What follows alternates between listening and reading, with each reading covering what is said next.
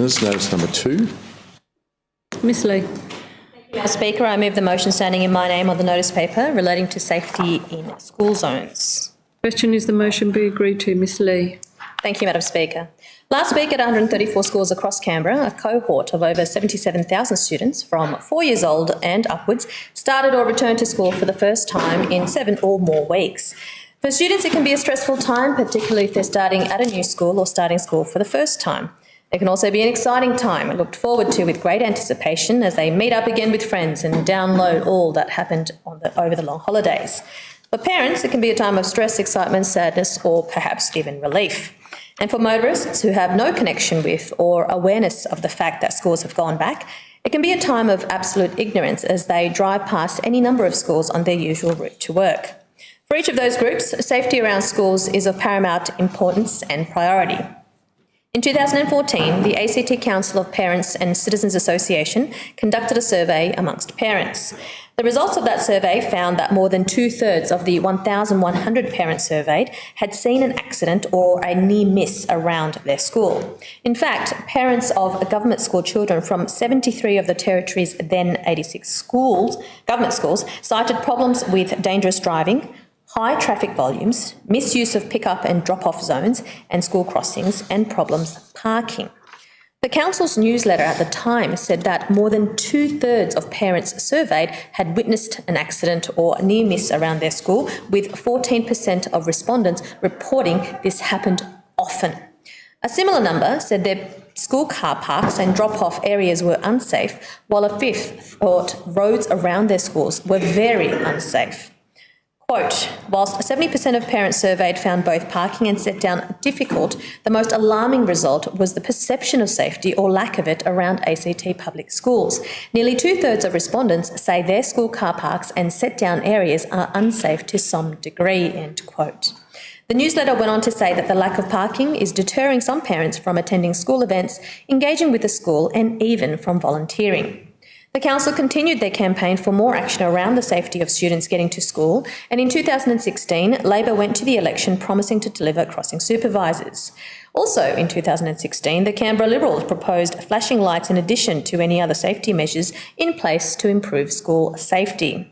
Whilst our policy for flashing lights was dismissed by Labor for reasons unclear other than perhaps it was a Canberra Liberals idea, there was a commitment for crossing supervisors.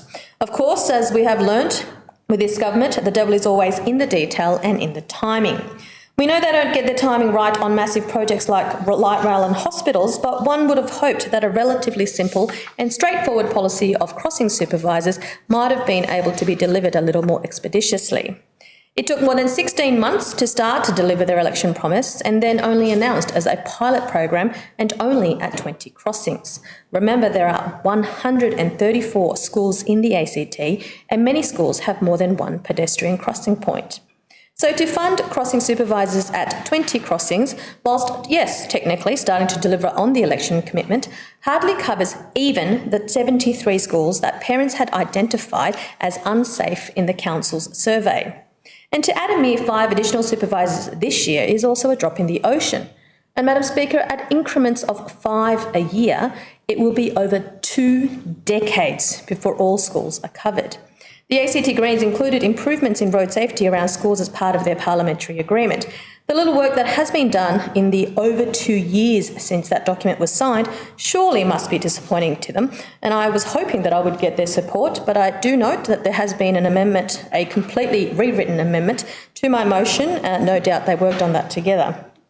The Education Directorate's brief to the Minister on the issue lists a number of activities intended to meet the parliamentary agreement's conditions, but the brief only talks of the top 20 schools. Another 30 or so schools have been given dedicated set-down spaces, while another 10 schools have some plans in train for new car parks, additional parking regulation enforcement. But all of it, in reality, is not much more than window dressing.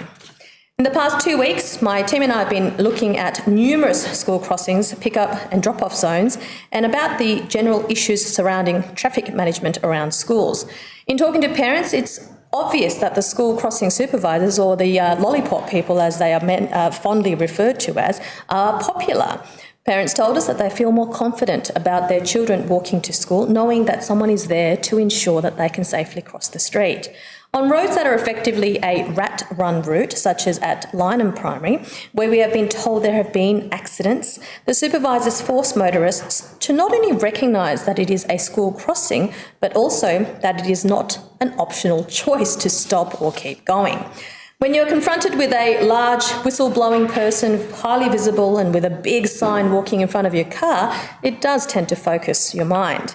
And clearly, statistics from traffic fines last year indicate that motorists can become distracted and perhaps become lax in their recognition of and respect for pedestrian crossings at schools.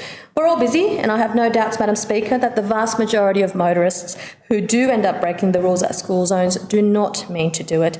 And obvious reminders like crossing supervisors and other ways of highlighting crossing zones do remind motorists that there are vulnerable children about. In the first week of the 2018 school year, over 400 fines were issued to drivers exceeding the 40-kilometre zone. So we know that crossing supervisors are effective, and because we know they work, it surely is not good enough that only 25 out of the 134 schools have been offered this essential safety feature.